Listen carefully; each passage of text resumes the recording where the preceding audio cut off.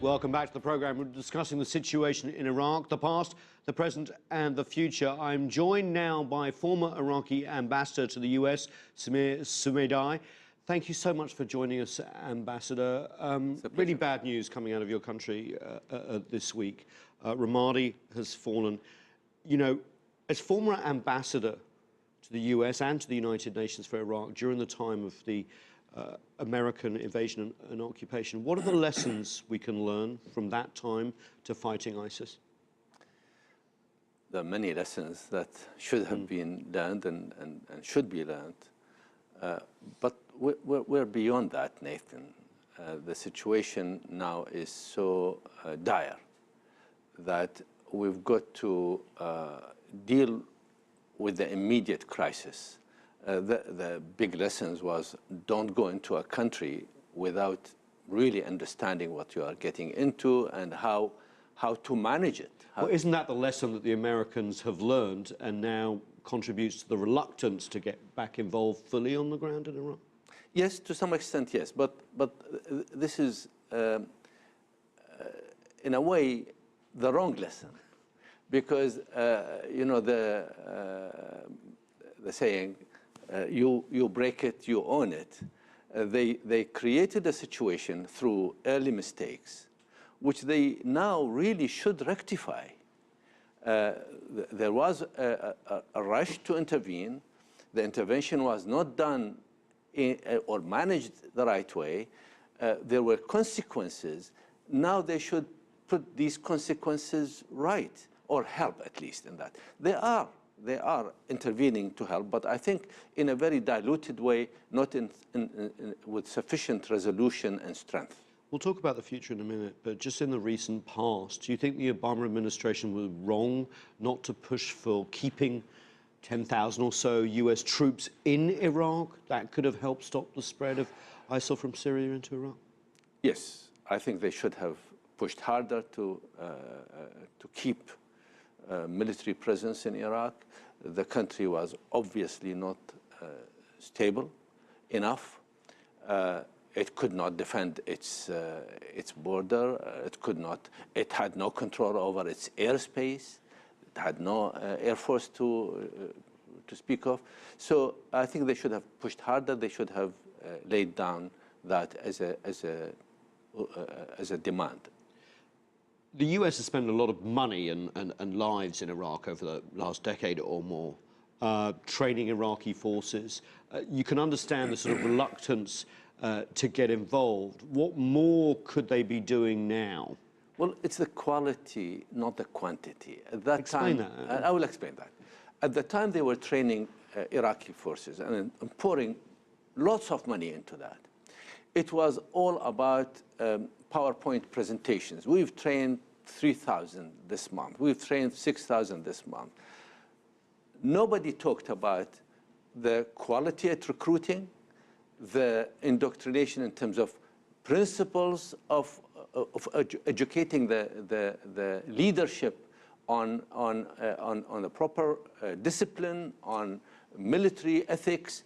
It was all about numbers. So ticking boxes and moving on? Ticking boxes and moving on. And the result is this mess.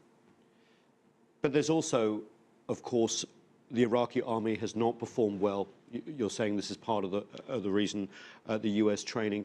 But there's an ethnic dimension to this. You can't have a few hundred fighters take the city of Ramadi, yes, in an area like Anbar. But there's another very major reason. That's corruption. The government took, especially Maliki's government, took control on a principle of winner takes all. Then it was jobs for the boys. Everybody who's expressed loyalty got a job, and some jobs were paid for.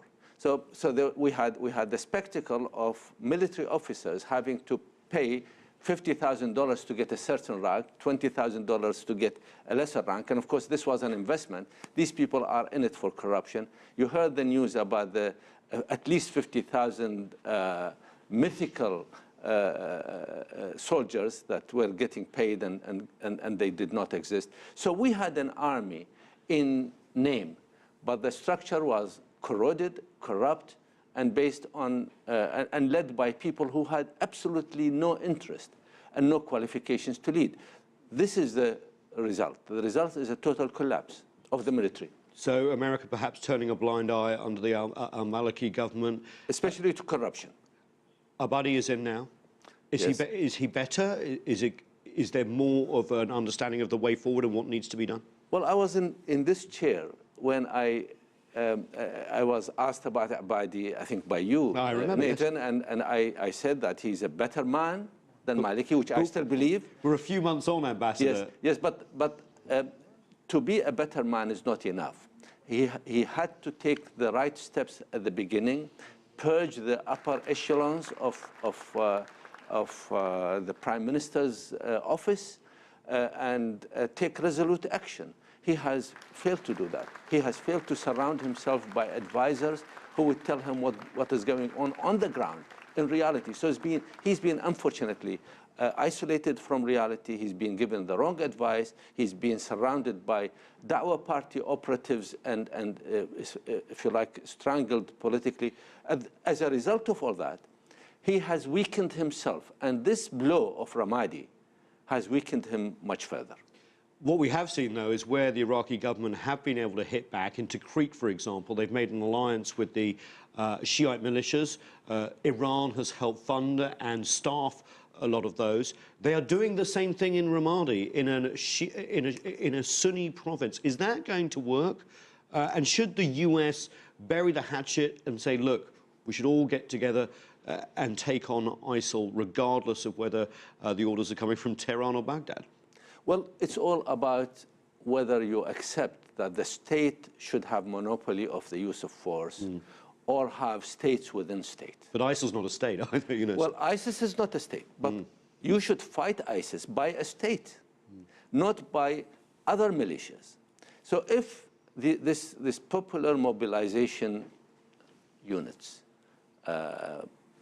military force, is subjected to the orders and control of the commander-in-chief, yes, they would be much more welcomed in Ramadi. But if they continue to exercise power, they will be a threat not only to the Sunnis and the people in Ramadi, they will be a threat to the central government in due time. The central government is trying to create a sort of national guard that would incorporate these Shiite militias as well as Sunni... Well, that legislation has been languishing in parliament and it's just not moving forward. What's the problem there? Because that's what Iraq needs, isn't it? A sort of Iraqiness in its army. It is. Nathan, what the core of the problem, there is a lack of trust. There is a deficit of trust. Unless this cycle of mistrust is broken, we are not going to get out of this. And the people who can break this cycle of mistrust primarily are the political leaders in Baghdad, led by Abadi. He has to be bold. He has to show trust in arming the Sunnis, arming tribal leaders, arming anybody who is ready to fight Daesh and the Islamic State. That way, he can get trust in return.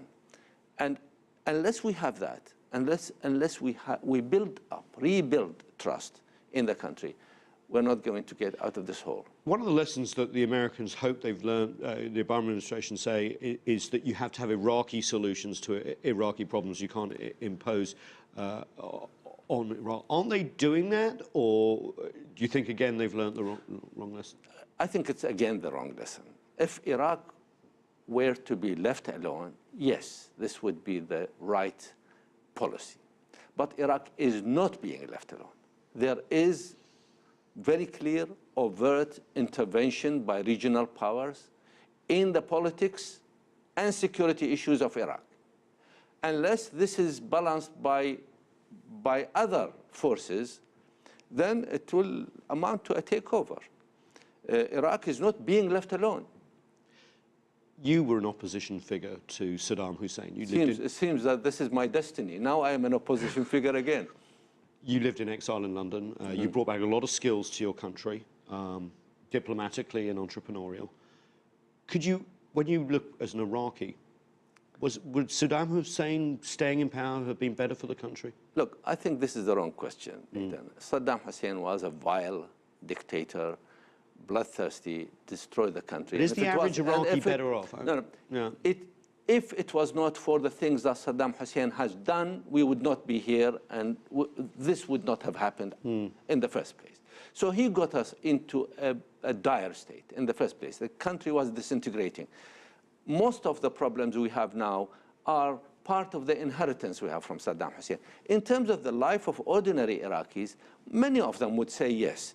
Many of them would say, we felt safer during Saddam Hussein's time, we were better off during Saddam Hussein's time, and so on. But at a grand level, so when you pull back and look in a historical context, no, Saddam Hussein was actually the precursor of all this. Final question, the future in Iraq, what needs to happen in terms of kicking ISIL out and stitching Iraq back together again? What happens is that somebody in Iraq has to get to grips with the situation at a political and military level, both. They have to go together. And somebody in this city, in Washington, has to get to grips with that and be serious about it. I don't see that happening, unfortunately. That's why I am really very depressed and feeling quite pessimistic about the immediate prospects. Over a decade on since the Iraq war. Yes, and it's still... very and look at the humanitarian level. We talked about the political level, the security level, but there is also the humanitarian level. And that is very, very serious. People are desperate and people are being killed. When Daesh came into Ramadi, they massacred hundreds of people, and even families of those people who were fighting them were massacred. So it is very serious. Over a decade on, and lessons learned, but are they the right ones? Ambassador Sumaidaie, always great to have you on the show. That's all we have time for, but the conversation does continue online. Join us on CCTV America's Facebook page to comment on this or any other show, or chat with us on Twitter at CCTV America. I'm Nathan King in Washington, D.C.